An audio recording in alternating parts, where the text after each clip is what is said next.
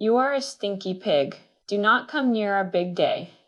That was the first sentence I heard when I answered the phone that Thursday afternoon. Calm voice. Almost bored. Like she was telling a waiter to hold the onions. I stood there in the middle of my office, phone pressed to my ear, staring at the window that overlooked the loading yard behind our plant in Wichita, Kansas. A refrigerated truck was backing into the dock. The driver hopped out and lit a cigarette like nothing in the world was wrong. Meanwhile, my future sister-in-law had just banned me from my own brother's wedding. My hands were not shaking. That surprised me. There was a long pause on the line. I could hear soft music behind her, probably some boutique bridal shop. Something slow and elegant. The kind of place where nobody smells like livestock. She kept talking. She said the wedding was going to be a high-profile event in Denver. Investors, important people, business partners. The Halstead family wanted everything perfect, elegant, sophisticated. Then she laughed a little. And she said someone like me would not fit the image. You know what the funny part is. She did not yell. She did not sound angry. The cruelty was casual, like it was the most obvious fact in the world. You smell like a slaughterhouse, Lydia. She said that too. Then she repeated it. F. You are a stinky pig. Silence filled the line for a few seconds. I remember looking down at the floor of my office, concrete stained from years of boots and forklifts and wet winter mornings. The smell of cold metal and faint iron drifted through the air vents from the processing floor below. I almost laughed, not because it was funny, because of the sheer absurdity of it. If you have ever worked in the livestock business, you know something most people never think about. That smell she was mocking. That smell feeds half the grocery stores in the Midwest. But Brooke Halstead did not know that. She had made the biggest mistake of her life. She just did not know it yet. Before I tell you what happened next, let me say one thing. If you are listening to this story while folding laundry or washing dishes somewhere in Ohio or Arizona, or maybe sitting in your recliner with a cup of coffee, stay with me for a bit. Because what happened after that phone call still surprises me even now. Anyway, I said nothing, not a single word. She waited a moment, probably expecting me to argue or cry or beg to be invited. When none of that happened, she cleared her throat. Good, she said. I am glad we understand each other. Then the line went dead. I stood there like an idiot for a moment, phone still pressed to my ear. Outside the window, the truck engine rumbled. A forklift beeped as it reversed. Normal sounds. Workday sounds. My office sits on the second floor of our facility just off Interstate 35. From the window, you can see miles of flat Kansas land, grain silos, feedlots, a gas station with a faded sign that has been there longer than I have been alive. It is not glamorous, but it is honest work. I set the phone down on my desk and leaned back in my chair. For a few seconds, I just listened to the quiet. Then my laptop chimed. New email. I clicked it open without thinking much about it. Subject line, Sterling Crest Grand Hotel, Denver event confirmation, my brother Grant's wedding. The screen filled with booking details, ballroom reservation, catering arrangements, guest estimate, 300 people. The date was 4 days away. I read the location again slowly. Sterling Crest Grand Hotel, downtown Denver, 17th Street. Now that name meant something to me. You see, a few years earlier, I had put some money into a hospitality investment trust. It was one of those quiet financial decisions you make when business starts doing better than expected. Nothing flashy. Just a smart place to park capital. At the time, I barely thought about it, but the trust happened to hold stakes in a small group of upscale hotels across the western states, including the Sterling Crest property in Denver. Now, before anyone gets the wrong idea, I was not the owner. Not exactly, at least not in the way most people imagine ownership.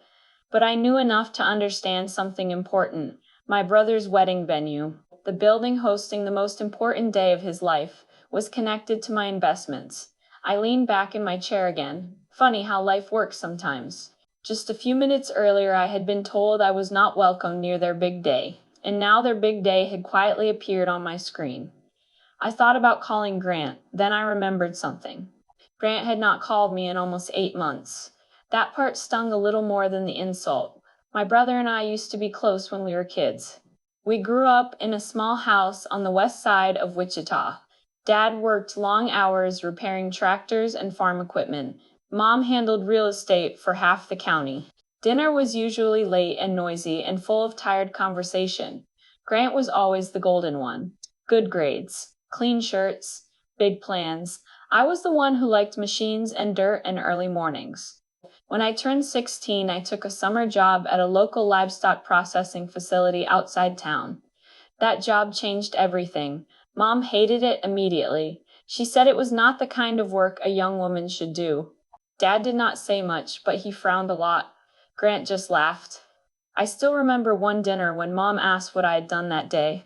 I said I had learned how to operate the cutting line. She went quiet. Then she said, maybe it would be better if we did not mention that kind of job when people asked about me. You ever notice how families sometimes decide what version of you they are comfortable telling the world about? Anyway, back in my office that Thursday afternoon, I read through the rest of the email. Catering menu. Champagne packages. Guest arrival times. Everything looked expensive. Everything looked perfect. Exactly the kind of wedding Brooke would want. I closed the laptop slowly. Part of me wanted to forget the whole thing. Just move on. They're all I had a business to run. Iron Prairie Meats does not stop moving because someone hurts your feelings. Cattle arrive. Orders ship. Grocery chains expect deliveries. But another part of me kept thinking about that sentence. You are a stinky pig. I said it out loud once under my breath. It sounded even stranger the second time. My office phone rang. It was Derek Holt downstairs. He manages operations for the plant. Lydia, we just got confirmation on the Kansas City shipment, he said.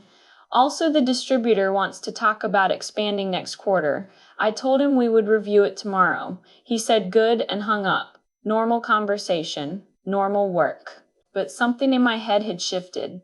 I opened my laptop again. Scrolled back to the event confirmation email. Then I looked up the contact information for Sterling Crest Hospitality. The chief operating officer was a man named Quentin Marsh. We had exchanged a few emails over the years about quarterly reports and investment updates. Nothing personal, just business. I stared at his name for a moment. Then I started typing. Hello, Quentin. I hope you are well. I noticed an upcoming event scheduled at the Denver property later this week. Could you please send me a copy of the venue contract and operational details for that booking? Just routine review. Thanks. Lydia Caldwell. I read the message twice. Then I clicked send. Outside my office window, the sun was starting to dip lower over the Kansas fields. The truck that had been backing into the dock earlier finally rolled away down the highway. And somewhere in Denver, my brother's wedding planner was probably arranging flower displays under chandeliers. They still thought they were in control of the situation. I leaned back in my chair again and folded my hands behind my head. Funny thing about business. Sometimes the smallest details end up being the ones that matter most. And sometimes the person everyone forgets about turns out to be the one holding the paperwork. A few minutes later, my inbox chimed again. Quentin Marsh had replied. He said, of course, and that he would send the full contract shortly. That was the moment the story really started. I did not realize it then. At the time, it just felt like another quiet Thursday in Wichita, Kansas. The trucks kept moving, the forklifts kept beeping, and somewhere downstairs a radio was playing an old country song through a speaker that had been broken for years. My inbox stayed open on the screen. I waited. About 5 minutes passed before my phone buzzed again. This time it was not email. It was Grant. I stared at his name on the screen for a few seconds. Grant and I had grown up in the same house. Shared the same hallway, the same kitchen table, the same backyard where Dad used to fix lawnmowers on Sunday afternoons. But lately he had started to feel like someone I used to know instead of someone I knew now. I answered. He did not say hello. He sighed first. The kind of sigh people make when they think they are about to handle an awkward situation. Brooke said she talked to you. His voice sounded careful, like someone stepping on thin ice. I leaned back in my chair and looked at the ceiling. Yeah, she called. Another pause. I could almost picture him rubbing the bridge of his nose the way he used to do when homework got complicated. Look, Lydia. He said my name slowly. She did not mean it the way it sounded.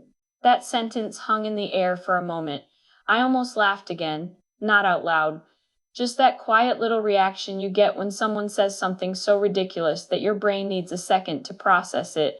Did she not mean to call me a stinky pig? I asked. He exhaled.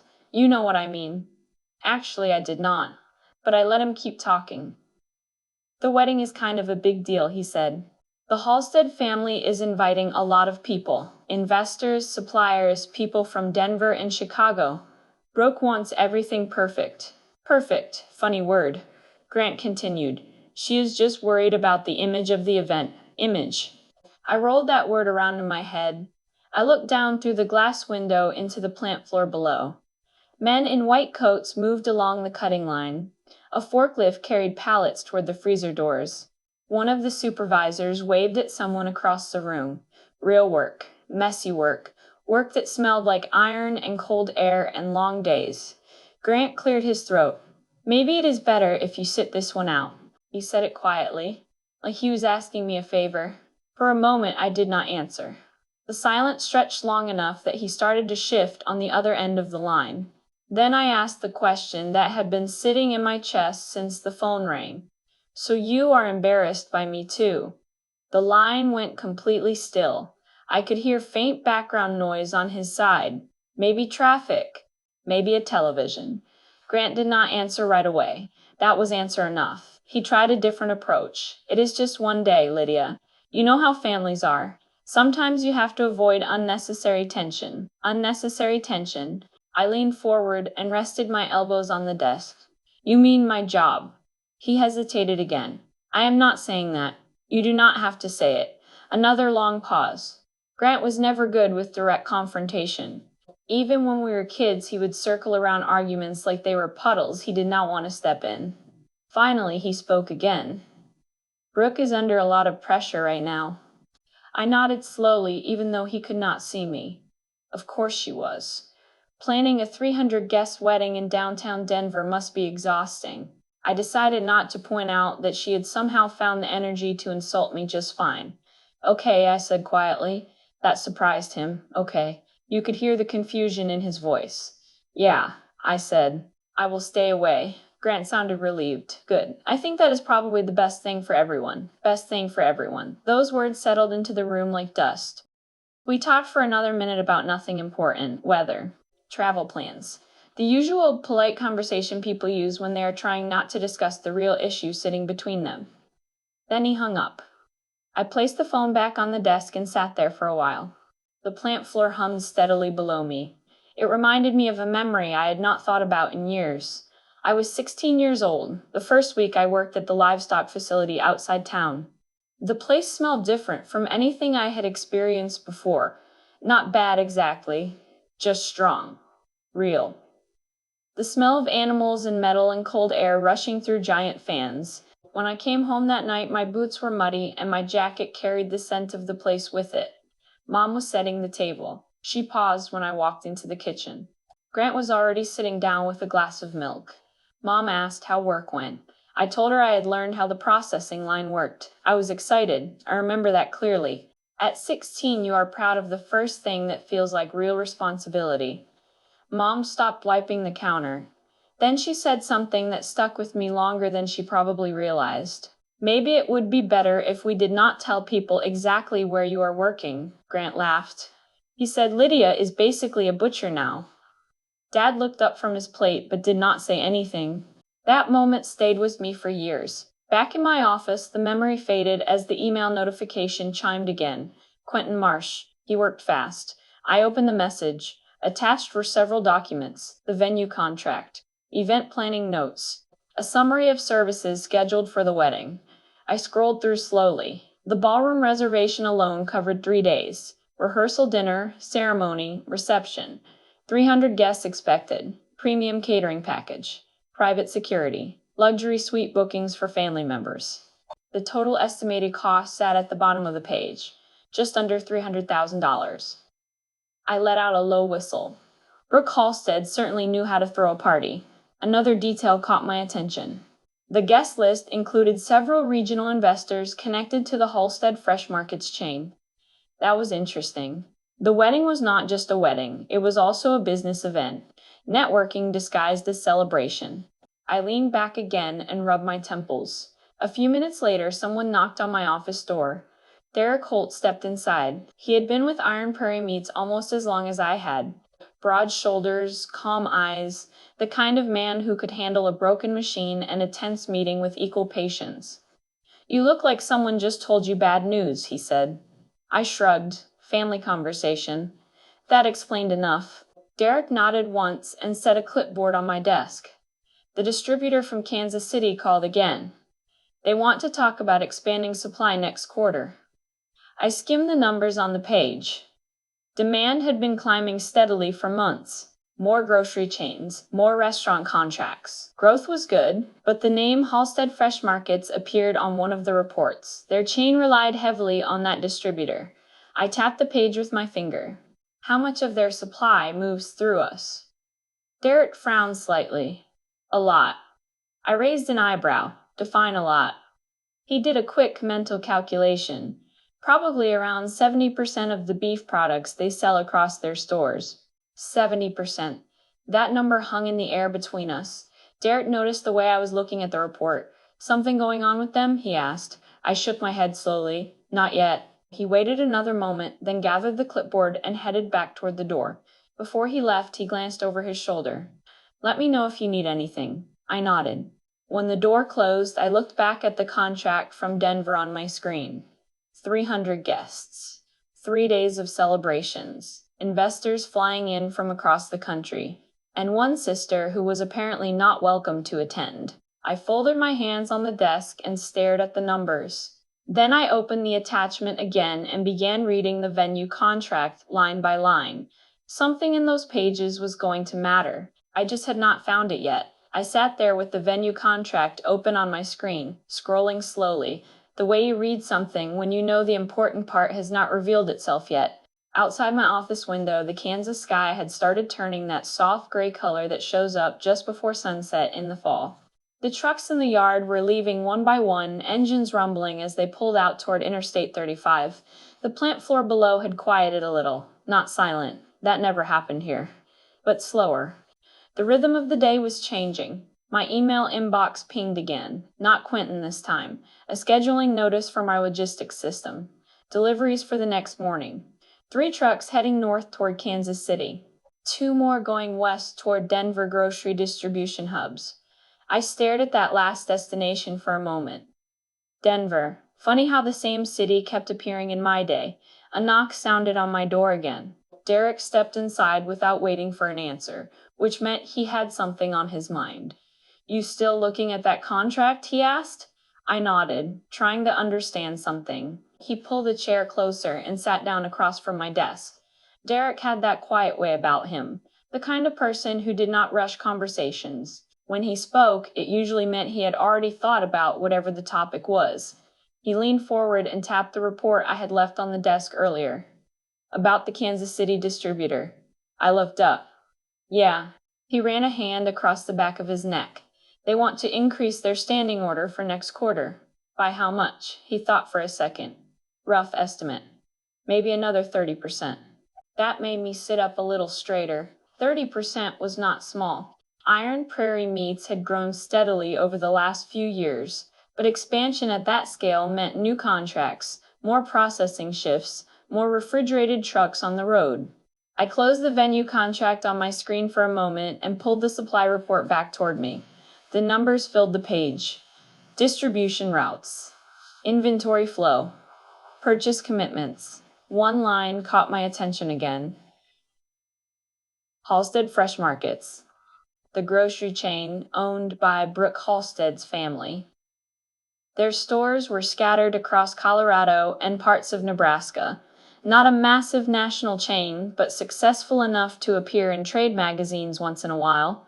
I tapped the line with my finger. "Walk me through their supply again." Derek shifted in his chair. "Most of their beef and pork comes through that Kansas City distributor, and that distributor gets most of their product from us." I nodded slowly. "How dependent are they?"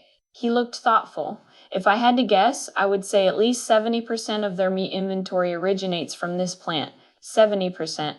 The number landed quietly between us. I leaned back in my chair. What happens if that distributor cannot fulfill orders for a few days? Derek raised an eyebrow. You mean if the supply stops? For whatever reason. He scratched his chin. Retail stores do not keep huge reserves. Refrigerated product moves fast. If deliveries stopped, shelves would start looking empty pretty quick. How quick? Maybe 3 days before customers notice. Maybe less. 3 days. The number sat there in my head like a small stone dropped into water. Derek watched my face carefully. You thinking about something, Lydia? I shrugged lightly, just trying to understand the system. That was not entirely a lie. Business was always about systems, flows of product, money, and timing. Once you understood how those pieces fit together, you could predict almost anything. Derek stood up slowly. Well, whatever you decide about expansion, the distributor wants an answer by Monday. I nodded. We will talk about it tomorrow morning. He left the office and closed the door behind him. For a while, I just sat there looking at the supply numbers. Then another memory drifted into my head.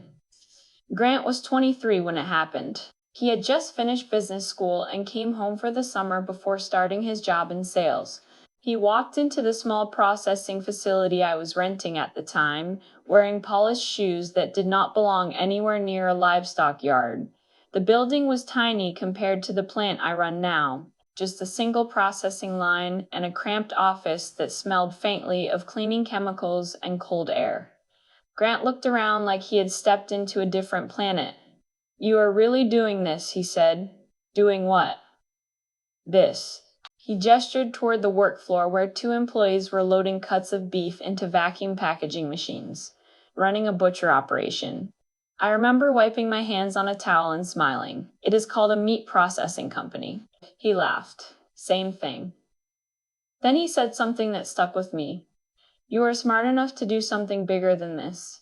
I had asked him what bigger meant. He said anything that did not smell like livestock. That conversation had happened almost 10 years earlier. Back in my office, the memory faded as another email arrived. Quentin again. The attachment icon flashed beside the message. Additional operational details for the Denver property. I opened the file. Room reservations, staff scheduling, event logistics. The ballroom reserved for Grant and Brooke's wedding was the largest in the building. Crystal chandeliers, marble flooring, tall windows overlooking downtown Denver. I had been inside that ballroom once years ago during an investor visit. It had felt enormous. Elegant in the kind of polished way that makes people speak quietly without realizing why. I kept reading. Guest arrival time scheduled for Friday evening. Rehearsal dinner that night. Ceremony the next afternoon. Reception lasting well into the evening. 300 guests. Investors from several regional companies attending. The more I read, the clearer it became. This wedding was not just a family celebration. It was a networking event. A carefully arranged stage where the Halstead family could show their success to the business world. And somewhere in that carefully polished picture there was no place for the sister who ran a slaughterhouse in Kansas. I leaned forward again and studied the details more carefully. The caterers had ordered premium cuts for the reception dinner. Beef tenderloin, pork medallions, filet options. My lips twitched slightly. Those cuts probably came from a supply chain that began right here in Wichita. Funny circle. My office door opened again without a knock this time. It was nearly 6 in the evening and most of the staff had gone home. Derek stood there holding his jacket. You still here? I nodded. Just finishing up. He hesitated. You ever notice something strange about business? I looked up. What? He shrugged. Sometimes the people who depend on you the most have no idea who they are depending on. I studied his face for a moment. Why do you say that? He gestured toward the supply report on my desk. Chains like Halstead Fresh Markets. They deal with distributors and middlemen.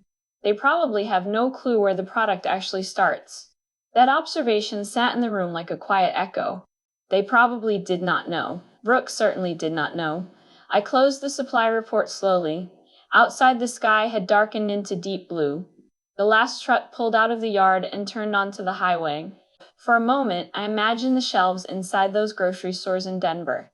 Perfect rows of packaged meat under bright fluorescent lights.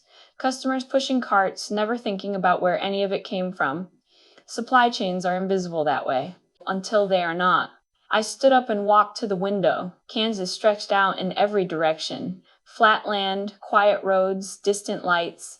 Then I returned to my desk and reopened the contract from Sterling Crest, the venue, the investors. The supply chain. Pieces of a puzzle. I had not solved it yet, but I could feel the edges starting to line up. I stayed in my office long after the plant floor went quiet. By 7 in the evening, the hum of machinery downstairs had faded to the low whisper of refrigeration units and the occasional clang of someone locking a metal door. Most of the lights in the yard were off except for the long row of yellow lamps above the loading docks. The contract from the Denver hotel was still open on my laptop. I read it again. And then again. When you run a business long enough, you develop a strange habit. You stop reading documents the way normal people read them. Instead, you scan for pressure points, places where a situation can bend if enough force is applied. The ballroom reservation details were exactly what you would expect from a high-end hotel event.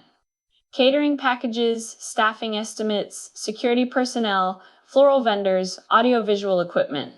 But near the bottom of the agreement, there was a section labeled Operational Conditions. That part was shorter, only a few paragraphs. I leaned closer to the screen. Hotels, like any business, protect themselves with clauses, small pieces of language that most people skim past when they are excited about weddings or conferences or big celebrations. One paragraph explained that the property reserved the right to cancel or relocate an event if operational limitations made it impossible to provide adequate service. Another sentence clarified that the hotel management could make that determination at its discretion. I read that part slowly. Then I read it again. Operational limitations. Those two words lingered in my mind. My phone buzzed. I glanced at the screen. A message from Brooke. I hesitated for a second before opening it. The photo loaded first. She was standing in front of a mirror in what looked like a bridal boutique. White dress, soft lighting, two women adjusting fabric behind her shoulders. The room was elegant in that quiet, expensive way where everything seemed soft and bright at the same time. Below the photo was a short message. Trying on the final dress today. Then another line appeared. Good thing some people will not ruin the pictures. I stared at the screen. There it was again. That casual cruelty, the kind that slips out of people when they are confident no one will challenge them. For a moment, I considered replying, something clever perhaps, something sharp. Instead, I locked the phone and placed it face down on the desk. Responding would not change anything. And honestly, I had started thinking about something much more interesting. I reopened the contract. Operational limitations. The words kept circling in my mind. I scrolled through the document again until I found the contact information for the hotel's legal department. That was followed by the number for Sterling Crest Hospitality corporate offices. I picked up the phone and dialed another number instead. Lillian Price. She had been my attorney for almost 4 years. Smart, practical, and patient enough to explain complicated things without making you feel like an idiot. She answered on the third ring. Evening, Lydia. I smiled slightly. You still at the office? Unfortunately, yes. I heard papers shifting in the background. What can I help you with? I turned my laptop slightly so I could see the contract while we talked. Hypothetical question. Those are usually the interesting ones. If a hotel contract includes language allowing cancellation due to operational limitations, how flexible is that? There was a brief pause. Flexible for whom? For the hotel. Another pause, longer this time. Are we talking about an event you are involved in? Not exactly. I explained the clause. Not the wedding, not my family, just the wording. Lillian listened quietly. When I finished, she spoke carefully. Clauses like that exist for a reason. Hotels need protection if something interferes with their ability to deliver services. Staffing issues, building problems, safety concerns, things like that. So the management has discretion. Within reasonable bounds. Reasonable. I leaned back in my chair. And if management determines that the operational situation has changed, then they have the right to cancel or relocate the event. I looked out the window at the dark Kansas fields. Would that expose them to legal risk? Lillian sighed softly. That depends on the circumstances and how it is handled. Of course it does. She paused again. Lydia, what exactly are you thinking about? I let the silence sit for a moment. Then I said something that was technically true. I am reviewing some investments. She hummed quietly. Well, if you are looking at hospitality contracts, those clauses are standard across most properties. The key is documentation. Documentation. That word mattered. We talked for another minute about unrelated legal matters. Then she wished me a good evening and hung up. The office felt even quieter after the call ended. I stared at the laptop again. Operational limitations. My mind drifted back to another evening years ago. I was 24 at the time, standing in the small office of the first processing facility I had rented outside Wichita. The place had one working refrigerator unit and a desk that leaned slightly to the left because one leg was shorter than the others. Grant had stopped by that afternoon. He looked around the room the same way someone might inspect an unfamiliar tool. Then he asked how much money I was making. I told him honestly, not much yet. He laughed. I remember that part clearly, not mean exactly, just amused. He said something that stuck with me for a long time. You always liked the messy jobs. I asked him what he meant. He said most people try to move away from the parts of the world that smell like work. Then he glanced toward the processing floor. You are building a career right in the middle of it. Back in my office, the memory faded. I closed the contract file. Then I opened a new email to Quentin Marsh. Subject line: Denver Property Review. Hello, Quentin. I have been looking over some operational reports for the Denver location. Could you send me a detailed breakdown of staffing schedules and service capacity for the upcoming weekend? Just routine review. Thank you. I hit send. A moment later, I stood up and walked to the window again. The highway lights glowed faintly in the distance. The plant yard was empty now. Sometimes, when a situation begins to change, you can almost feel the moment it shifts. That quiet point when an idea stops being abstract and starts becoming real. My phone buzzed again on the desk. Another message from Brooke. I did not open it. Instead, I turned back to the laptop and waited for Quentin's reply. Because the more I looked at that contract, the more one thought kept returning. The Halstead family believed they controlled the most important day of their lives. But control in business rarely belongs to the loudest person in the room. Most of the time, it belongs to the person reading the paperwork. And I had just started reading very carefully. The next morning in Wichita arrived cold and clear. Kansas mornings in early fall have a particular kind of quiet that feels almost thoughtful. The air outside the plant carried that sharp smell of dry grass and distant cattle yards. I parked my truck a little before 6 in the morning and walked across the gravel lot toward the office.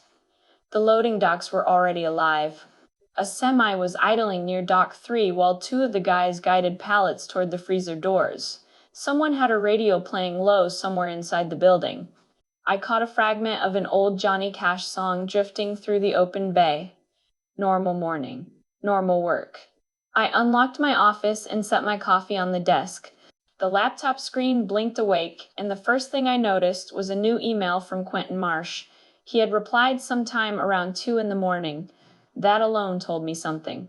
People in hospitality do not send detailed operational reports in the middle of the night unless they take their responsibilities seriously. I opened the message.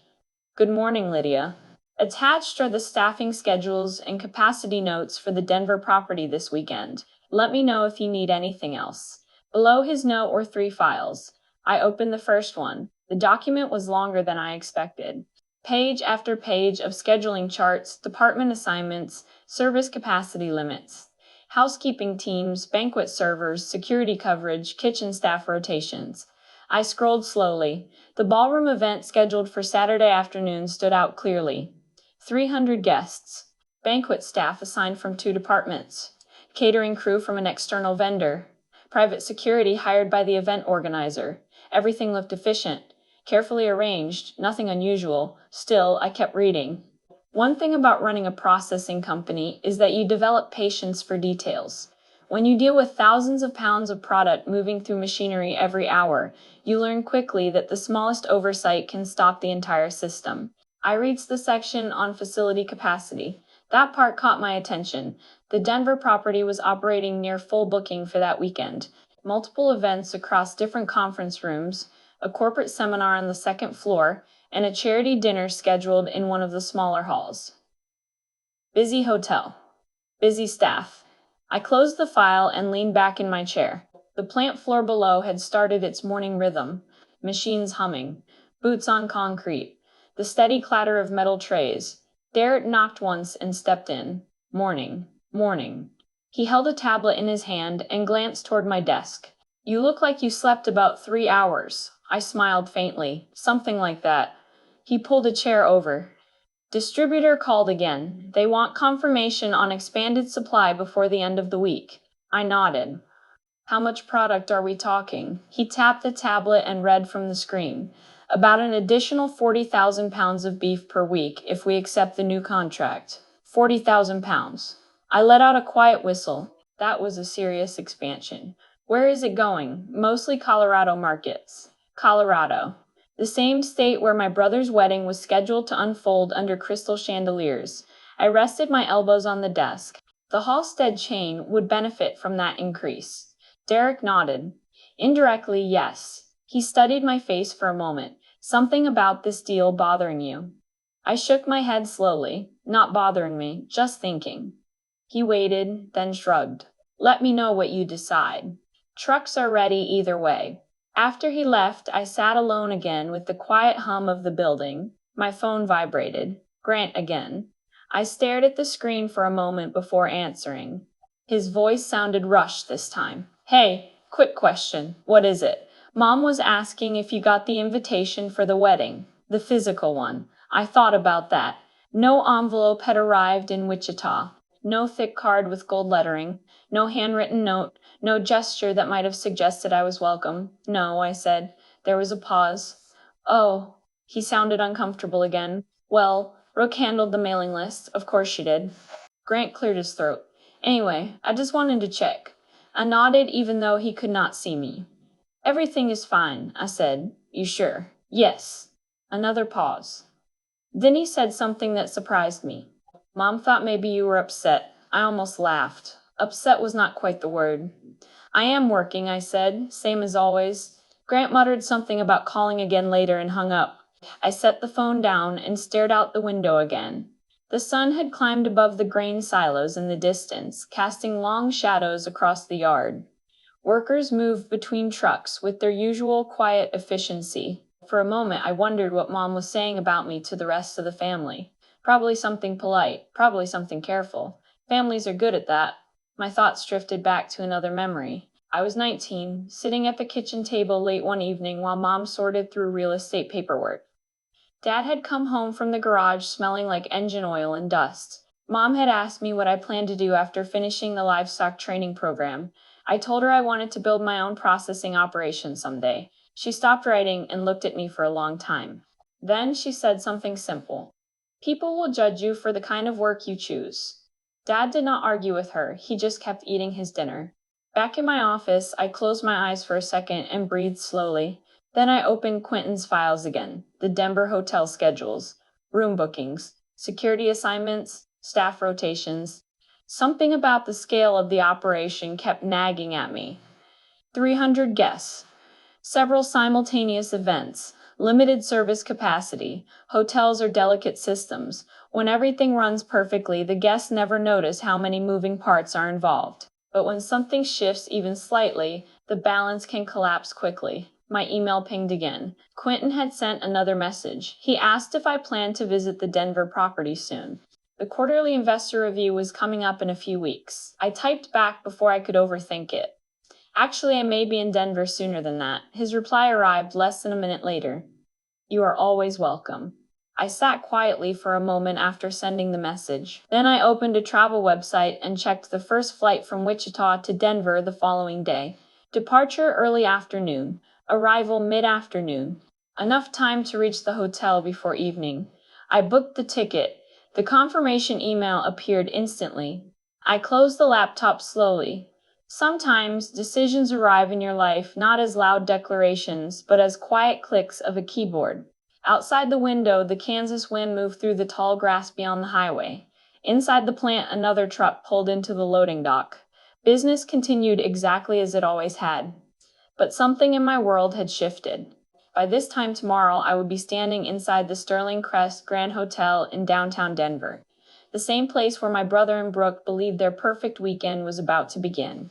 The flight from Wichita to Denver lasted a little under 2 hours, but it gave my mind far too much time to wander. Airplanes have a strange way of forcing reflection.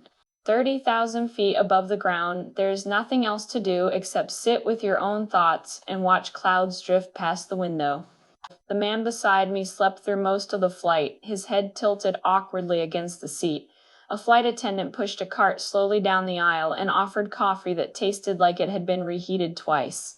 I took it anyway. Somewhere over eastern Colorado, I caught myself staring at the surface of the coffee and thinking about Brooke's voice on the phone. Stinky pig.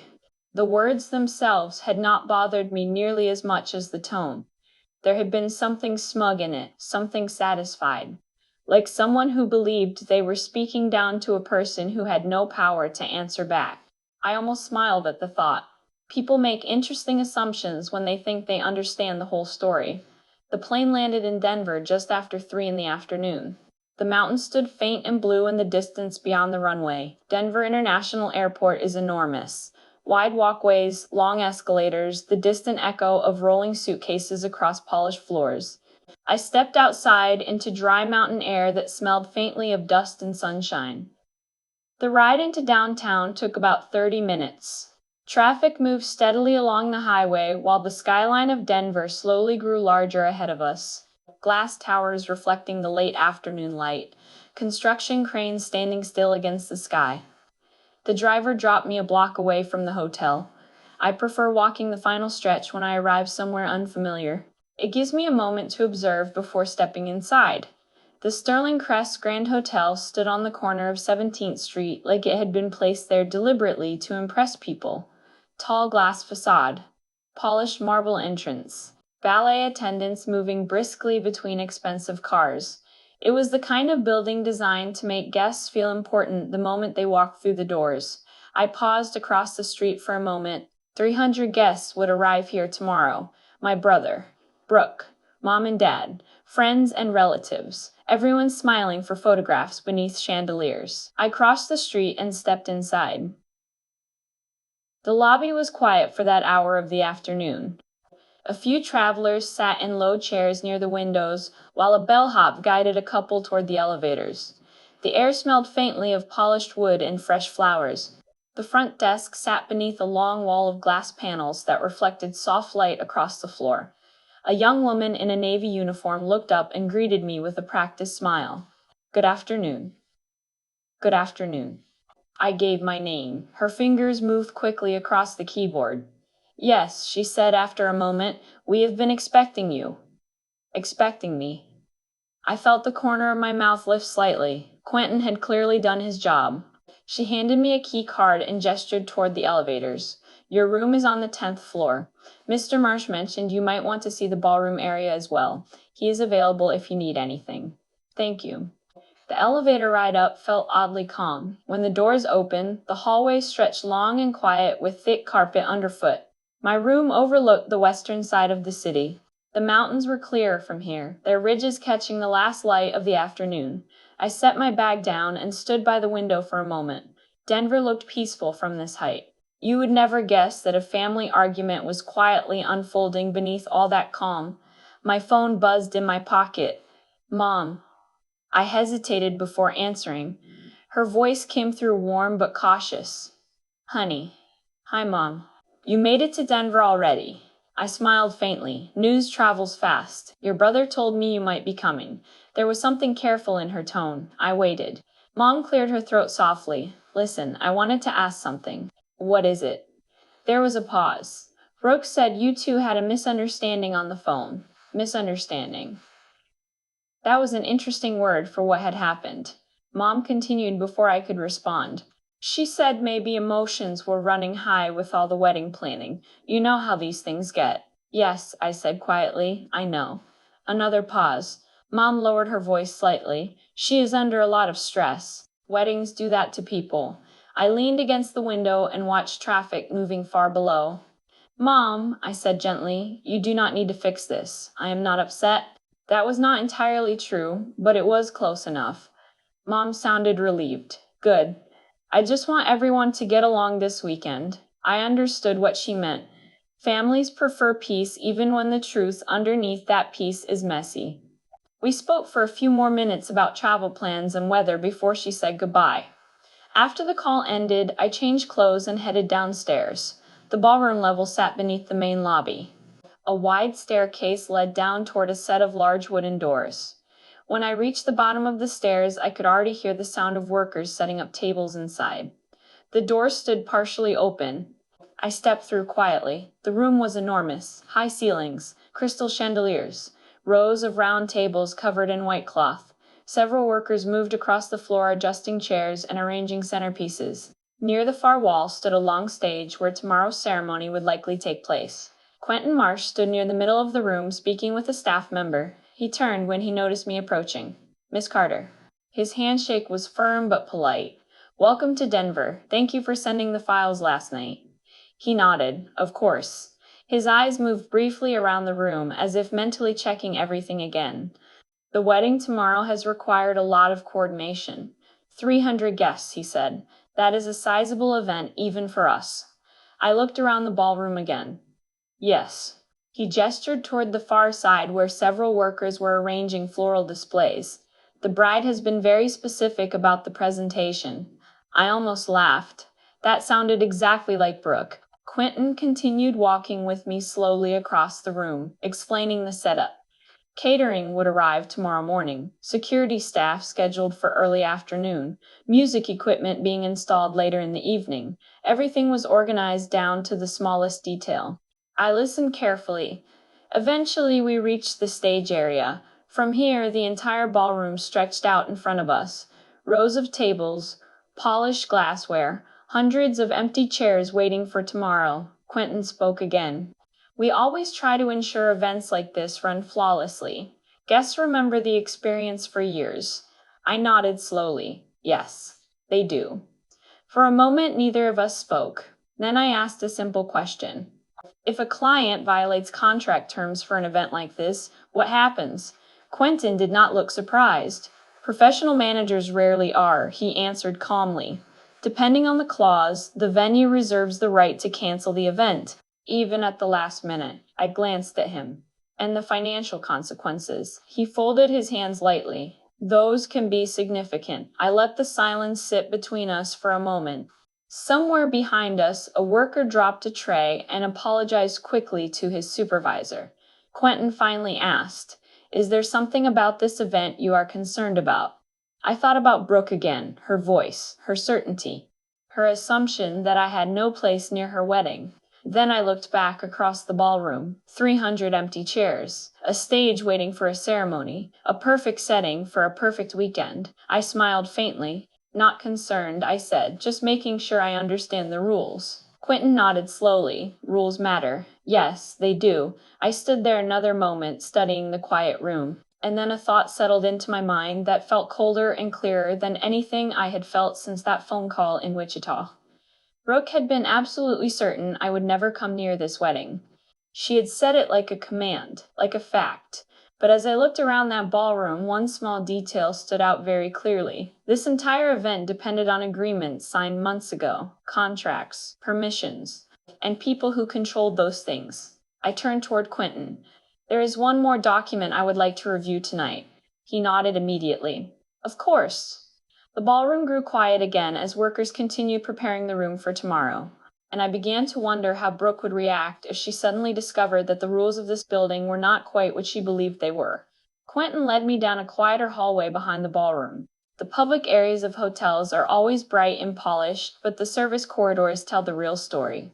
Concrete floors, metal carts, staff doors that open and close without ceremony. This was the machinery behind the beautiful facade. His office sat near the administrative wing on the lower level, a modest room with a large desk, 2 chairs, and a wall covered with framed certificates and property management awards. He closed the door gently once we stepped inside. "You wanted to review another document?" "Yes." I sat across from him and rested my hands loosely on the desk. "The event contract for tomorrow." He opened a drawer and pulled out a thin folder. Inside were several printed pages with the Sterling Crest logo at the top. He placed the folder in front of me. The Halstead wedding contract. I recognized my brother's name immediately on the second page. Grant Carter. Beside it, Brooke Halstead. Quentin watched quietly as I began reading. The contract was detailed, but standard for an event of this size. Venue reservation, catering coordination, security provisions, property liability clauses. I moved slowly through the pages. Then I reached the final section. Owner discretion clause. Hotels rarely advertise that part, but it exists in almost every high-end venue agreement. In simple terms, it meant the property retained the right to refuse or cancel an event if certain conditions were violated. Damage risk, safety violations, conduct issues, or circumstances deemed harmful to the reputation of the property. I tapped the page lightly. Your legal team writes these carefully, Quentin nodded. They have a lot of experience. I leaned back slightly. And the final authority on invoking that clause. He met my eyes calmly. Ultimately, the property ownership group. I almost laughed. That was the quiet little detail Brooke had never considered. Most people assume hotels operate independently. They picture a manager running the place, making daily decisions. But buildings like this are rarely owned by the people managing them. They belong to investment groups, investors, people who signed checks years ago and then quietly stepped back while the hotel ran itself. People like me, not majority control. Nothing dramatic like that, but enough stake to matter, enough influence that managers like Quentin knew my name the moment I walked through the lobby. I closed the folder. Thank you. Quentin did not ask questions. That alone told me he understood more than he was saying. Hotel managers develop that instinct, knowing when silence is the professional response. I stood and walked back toward the hallway. The ballroom was quieter now when we returned. Most of the workers had finished their setup tasks for the evening. Rows of chairs sat perfectly aligned, tables arranged like white islands beneath the chandeliers. Tomorrow this room would be loud with music and conversation. Tonight it was peaceful. Quentin stopped near the entrance. If you need anything while you are here, just let the front desk know. I appreciate that. He hesitated for a moment. Then he added quietly, sometimes events become more complicated than expected. I smiled faintly. That is true in many industries. We shook hands once more before I headed back upstairs. My room felt quiet when I returned. The sun had disappeared behind the mountains, leaving the city lights glowing faintly across Denver. I ordered a simple dinner from room service and opened my laptop at the small desk near the window. A few emails from the plant in Wichita needed attention. Shipment schedules, distribution contracts, normal work. But my mind kept drifting back to the ballroom downstairs and the people who would soon fill it. Around 9 in the evening, my phone buzzed again. Grant, I answered. His voice sounded unusually cheerful. Hey, you already in Denver? Yes. He laughed lightly. Mom told me. She said you surprised her. I stared out at the city lights. Something like that. There was a pause. Then he spoke more cautiously. Brooke mentioned she talked to you the other day. There it was. I waited. Grant cleared his throat. She said maybe things came out wrong. Maybe. He continued quickly. You know how wedding stress gets. I leaned back in the chair. Grant. Yes. Do you actually want me at your wedding? The question hung in the air for a moment. I heard him shift on the other end of the line. Of course I do. His answer came too fast, but his tone carried something else. Uncertainty. Family loyalty is a strange thing. People want peace more than truth most of the time.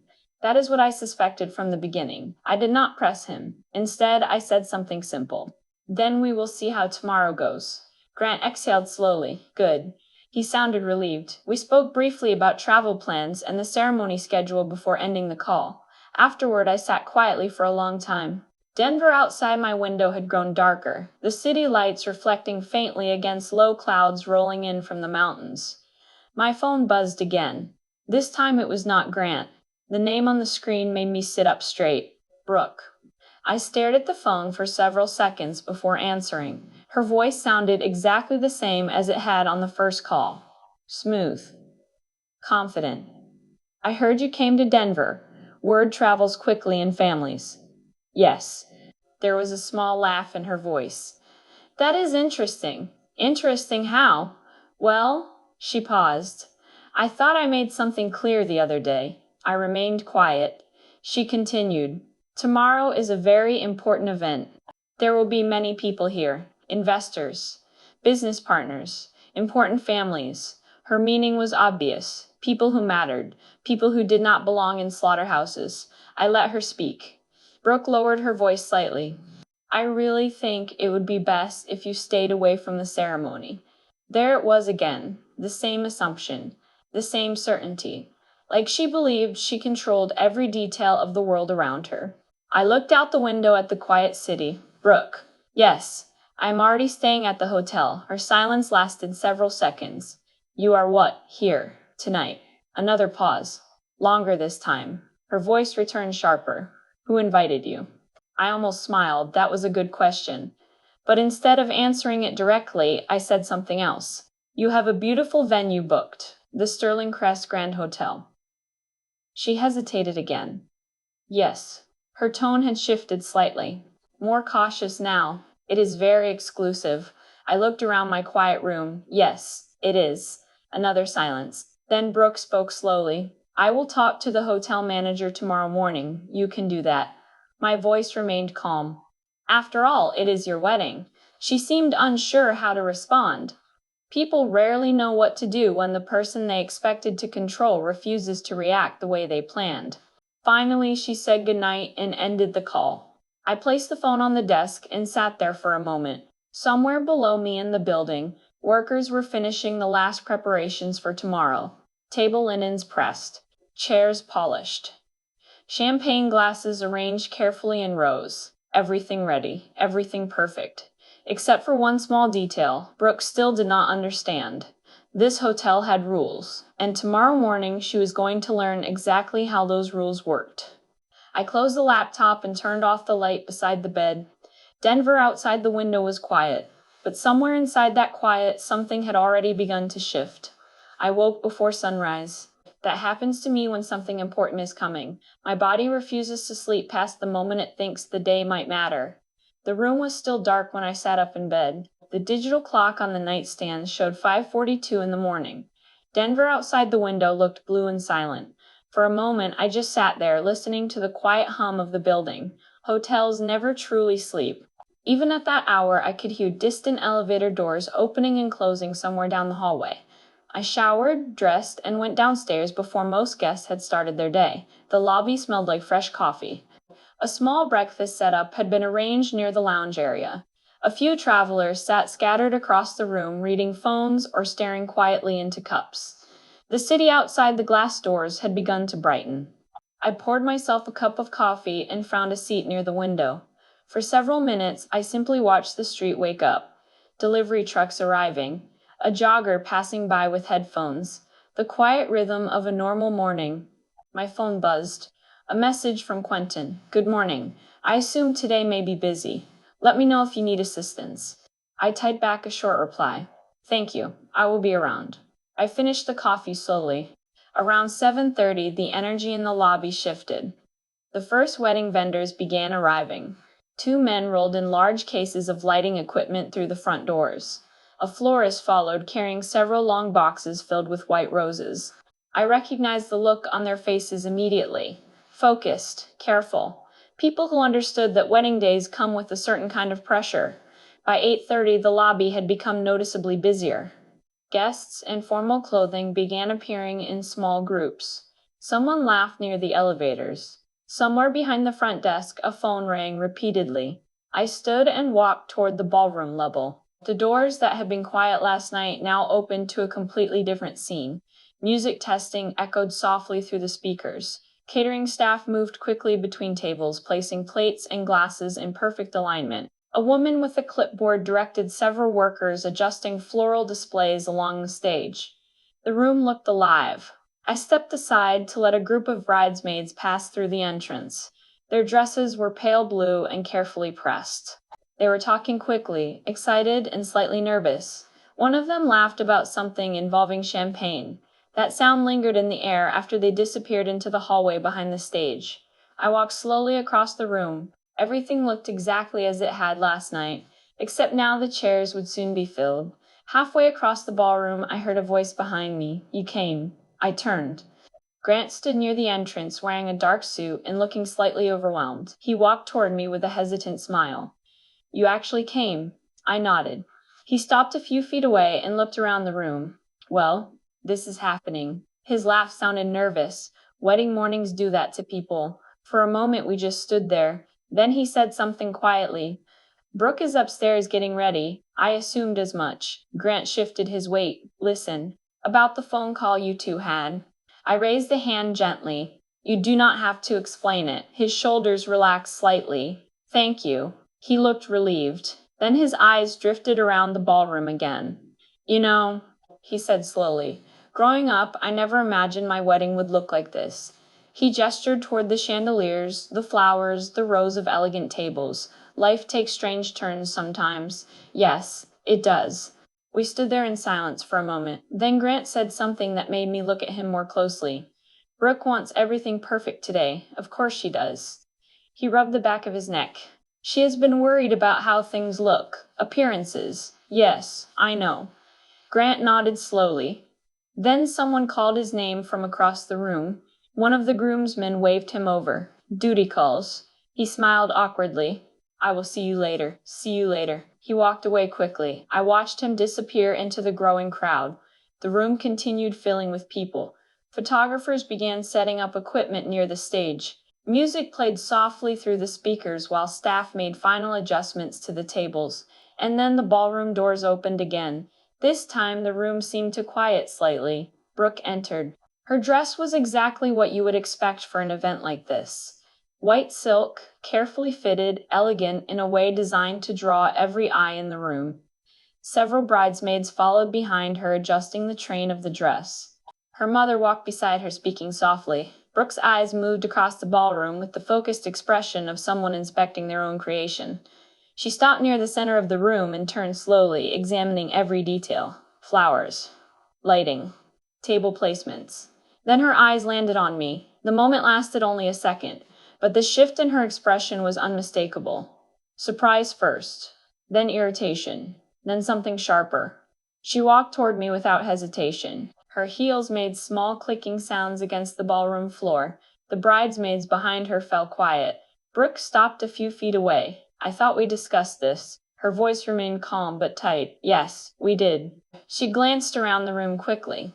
Several guests had begun watching the exchange. This is not appropriate. For whom? For the event. I studied her expression. The confidence she carried yesterday still sat there beneath the surface. But something else had appeared as well. Uncertainty. Because now she was standing in a building she did not fully control. I kept my voice gentle. You look beautiful today. That caught her off guard. Her eyebrows tightened slightly. That is not the point. She lowered her voice. I told you not to come. I nodded slowly. Yes, you did. The music in the ballroom shifted slightly as someone tested the speakers again. Brooke crossed her arms. I will speak with the hotel manager. You should. She stared at me for another moment as if waiting for a reaction. But I simply stood there, calm, quiet. Finally, she turned sharply and walked toward the hallway behind the stage. The bridesmaids followed quickly behind her. The ballroom noise slowly returned to normal. Conversations resumed. Music continued playing softly. But a few people were still glancing in my direction. I walked calmly toward the back of the room where Quentin stood speaking with one of the catering supervisors. He noticed me approaching and excused himself. Good morning. Good morning. I nodded toward the hallway Brooke had disappeared into. I believe you may be receiving a visitor shortly. Quentin followed my gaze. Ah. He seemed unsurprised. He folded his hands lightly in front of him. Shall I prepare the documentation? Yes. Please. He nodded once. Then he walked toward the administrative corridor without another word. I remained standing near the back of the ballroom while the wedding guests continued arriving. Laughter, conversations, the sound of champagne glasses being placed on trays. All the normal pieces of a celebration. 10 minutes later, the ballroom doors opened again. Brooke returned, but this time she was not smiling. And walking beside her was Quentin Marsh. She pointed directly at me as they approached. "That is the woman I told you about." Her voice carried further across the ballroom than she probably intended. Several nearby guests turned their heads. Quentin stopped calmly between us. "Good morning." Brooke's expression hardened. "I would like this person removed from the event." The room had grown quieter. People always notice tension in places meant for celebration. Quentin nodded slowly. "I understand your concern." Brooke crossed her arms again. "Then please handle it." Quentin looked at her with the polite patience of a man used to difficult guests. "Miss Halstead, before I take any action, there is something important you should know about this property." Brooke frowned slightly. "What do you mean?" Quentin turned his head and looked at me briefly. Then he spoke. "The Sterling Crest Grand Hotel operates under an ownership agreement that gives certain individuals authority over event decisions." Brooke's expression tightened. "I do not care about your management structure." She gestured toward me. "She does not belong here." Quentin nodded once. "Yes." He paused. Then he said something that caused the room to fall almost completely silent. "Actually, she does." And Brooke had not yet realized just how serious that statement was about to become. The ballroom had grown quieter than any wedding room should ever be, not completely silent. Glasses still clinked somewhere near the catering tables, and the band on stage continued quietly adjusting their equipment. But the energy had shifted. Conversation slowed. Eyes turned. People sensed tension, the way animals sense storms. Brooke stared at Quentin. "What does that mean?" Her voice was sharper now. Quentin remained calm, his posture straight, hands loosely folded in front of him. "It means that Miss Carter has standing authority within the ownership group that oversees this property." The words landed slowly in the room. Standing authority. Ownership group. Brooke blinked. I watched the moment the sentence failed to make sense in her mind. She looked from Quentin to me, then back again. "I think you are mistaken." Her voice carried an edge of disbelief. Quentin shook his head gently. "No." He glanced at me briefly, as if asking permission without speaking.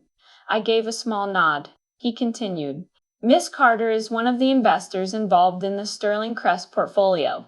A quiet ripple moved through the nearby guests. Someone near the back murmured something to a friend. Brooke's expression shifted again. First confusion, then irritation, then something that looked very close to panic. "That is ridiculous." She turned toward me. "You work in a slaughterhouse." The words hung in the air. A few people in the room shifted uncomfortably. I almost laughed. "Yes, I do." Brooke stared at me, waiting for the contradiction that would prove her right. But there was none. "I run a processing operation in Kansas." Quentin spoke calmly. "Miss Carter also participates in several hospitality investments." Brooke shook her head sharply. "No. This is some kind of misunderstanding." She looked around the room as if expecting someone to agree with her. No one spoke. Then the ballroom doors opened again. Mom and Dad walked in. Mom was the first to notice the tension. Her steps slowed immediately. Dad frowned slightly as he looked across the room. Grant appeared behind them a moment later. His eyes moved quickly between Brooke, Quentin, and me. "What is going on?" Brooke turned toward him. "Grant, tell them." She pointed at me. "She has no business being here." Grant hesitated. He looked at me, then at Quentin. Quentin answered calmly. "Mr. Carter, there appears to be a misunderstanding regarding your sister in this venue." Grant blinked. "My sister." He looked back at me again. "What misunderstanding?" Brooke's voice rose. "The hotel manager is claiming she has authority here." Grant's expression shifted slowly. "Authority, yes." He turned to Quentin. "What exactly are you saying?" Quentin spoke carefully. "Miss Carter is part of the ownership group connected to this property." Grant stared at him, then at me, then back again. For several seconds, no one said anything. Dad finally stepped forward. "What is he talking about?" His voice carried the rough directness it always had. I met his eyes. "Several years ago, I invested in a hospitality group." Mom blinked. "You invested in a hotel?" "Several." Dad let out a short laugh. "You were joking." I shook my head. "No." He studied my face for a moment as if trying to decide whether I was serious. Grant spoke quietly. "How long?" "About 4 years." Mom covered her mouth lightly with her hand. 4 years. She looked around the ballroom slowly. Grant rubbed the back of his neck again. Why did you never say anything? I shrugged slightly. No one asked. That answer landed harder than I expected. Because it was true. For years, the family conversations had revolved around Grant's career, Brooke's family connections, weddings and vacations and promotions. No one had asked what I was building. Not once. Dad shook his head slowly. You were telling me you own this place. Not exactly. But I have influence here. Grant let out a long breath. The absurdity of the situation seemed to settle over him all at once. Brooke stood frozen. Her face had gone pale beneath the careful makeup. That is not possible. Her voice sounded quieter now. I said nothing. Quentin spoke gently. Miss Halstead, the contract for this event remains valid. No changes have been made. Brooke looked at him quickly. Then she turned back toward me. Why would you do this? Her voice trembled slightly. Why would you embarrass me like this? That question surprised me. Embarrass her. I tilted my head slightly. Brooke. Yes. Yesterday you called me something. She said nothing. The room remained quiet. You said I was a stinky pig.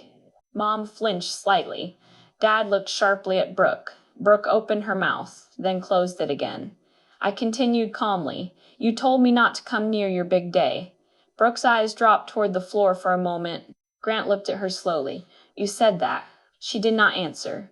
I felt something strange inside my chest then. Not anger, something cooler, something clearer. For years I had been the quiet one at family gatherings, the one who showed up in work boots and practical clothes while everyone else talked about office jobs and city careers. The one people politely ignored when conversations turned to success. I had never demanded attention, never needed it. But today the truth had arrived anyway, and it stood quietly in the middle of the ballroom.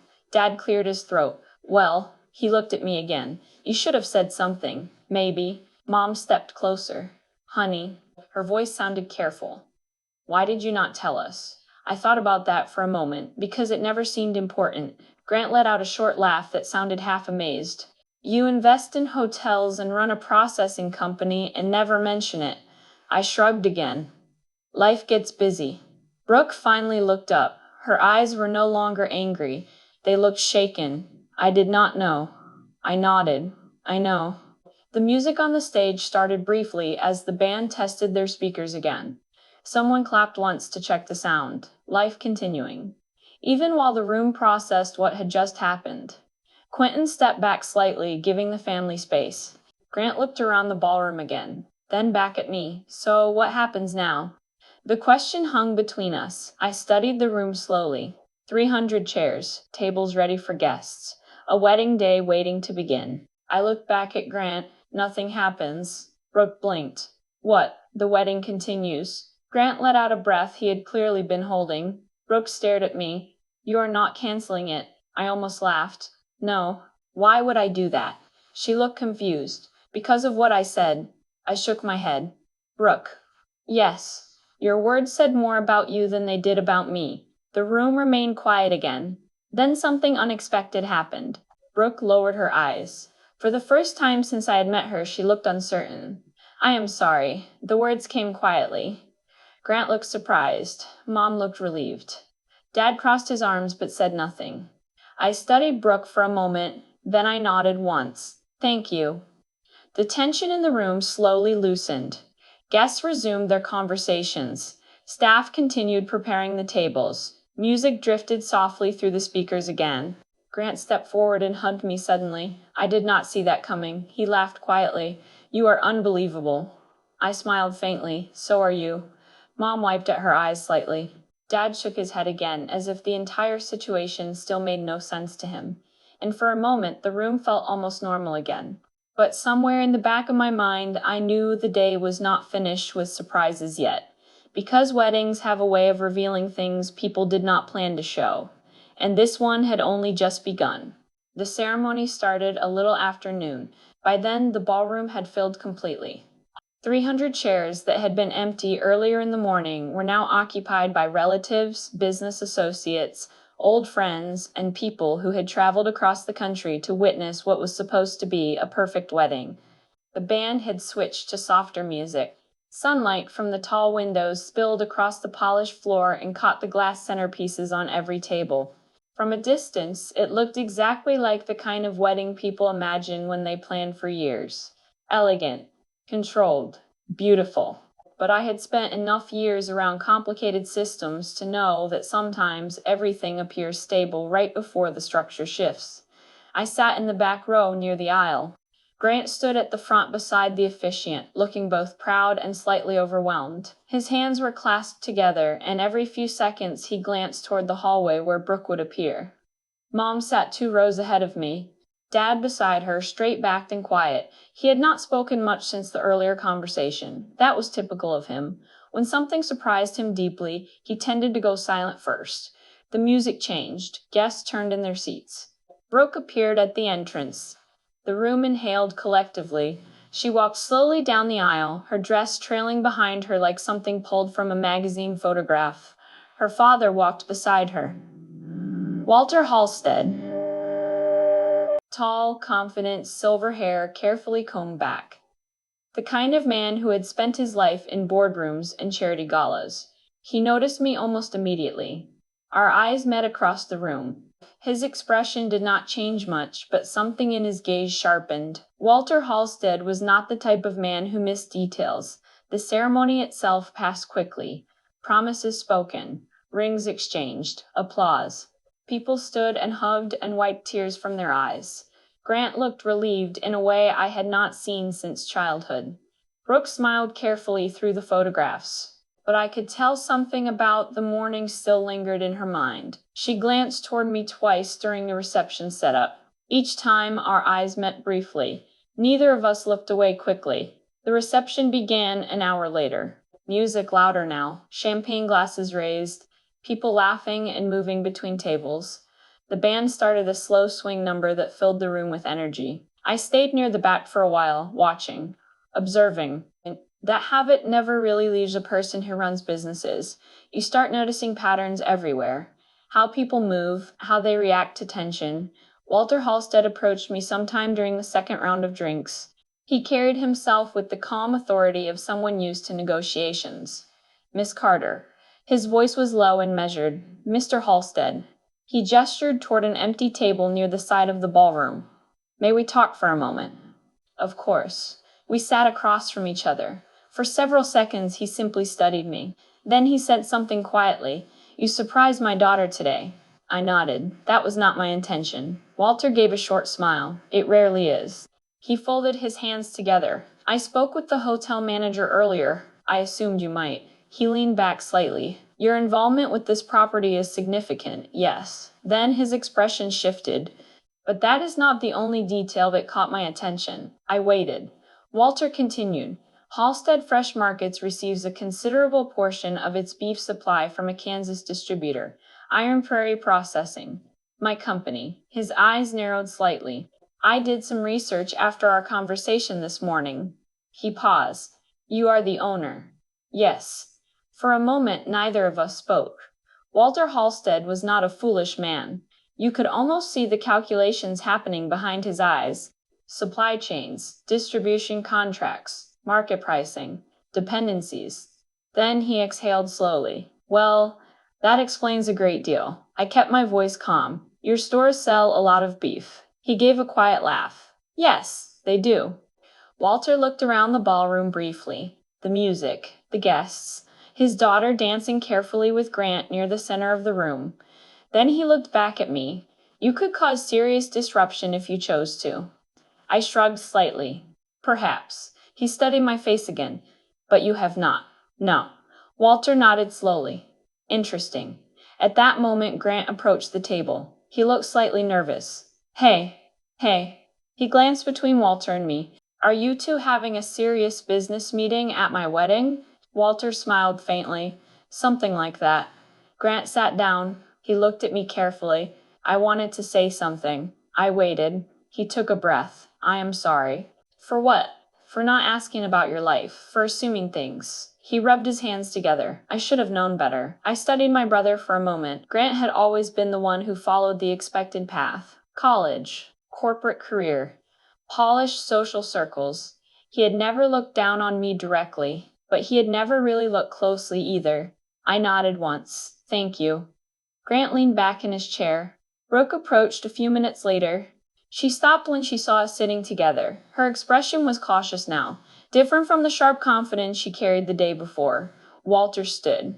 Your husband is apologizing to your sister. Brooke blinked. My what? Grant laughed quietly. Long story. Brooke looked at me again. I heard about the supply contracts. Walter raised an eyebrow. News travels fast. Brooke folded her hands together. I was wrong about you. The room around us continued celebrating.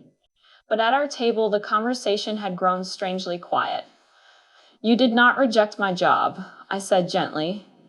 Brooke frowned slightly. What do you mean? You rejected the idea that I could succeed without you. Those words seemed to land slowly. Her shoulders lowered a little. Walter watched the exchange with careful interest. Brooke nodded once. Maybe I did. Grant looked between us. Families are strange like that. They are. The music shifted again. Someone called for the newly married couple to join the dance floor. Brooke hesitated for a moment. Then she reached for Grant's hand. He stood. Before they walked away, he squeezed my shoulder. Thank you for coming. You are my brother. That was enough. The evening continued without further drama. People danced. Champagne bottles emptied. Photographers chased smiling guests across the ballroom. From a distance, it looked exactly like the wedding Brooke had imagined. But sometimes the most important moments of a day are the quiet ones that happen between conversations. About a month later, I received a call from a financial contact in Denver. Halstead Fresh Markets had sold a large portion of their company shares to a regional investment group. Expansion pressures, supply negotiations, market changes, business decisions that rarely appear in wedding photographs. Grant and Brooke moved into a smaller house outside the city, a quieter life than the one she had planned during those early wedding meetings. As for me, I returned to Wichita. Iron Prairie Processing expanded 2 additional facilities across the Midwest, and the Sterling Crest Investment Group acquired 3 more hotel properties over the next year. Life continued. Work continued. The strange thing about respect is that it rarely arrives through arguments. It arrives through quiet consistency, through building something real while other people are busy judging what they do not understand. Sometimes the loudest revenge is simply living well without needing anyone's approval. If you have ever been told that your work was not impressive enough, or that your path was somehow less important than someone else's, remember something simple. People measure success through the lens of their own expectations. But integrity has its own scale. If you have ever been told you were too much or not enough for your own family, remember this. Silence can be power, and truth can be the loudest revenge. Tell me in the comments what integrity means to you and where you are listening from. I am always curious how far these stories travel.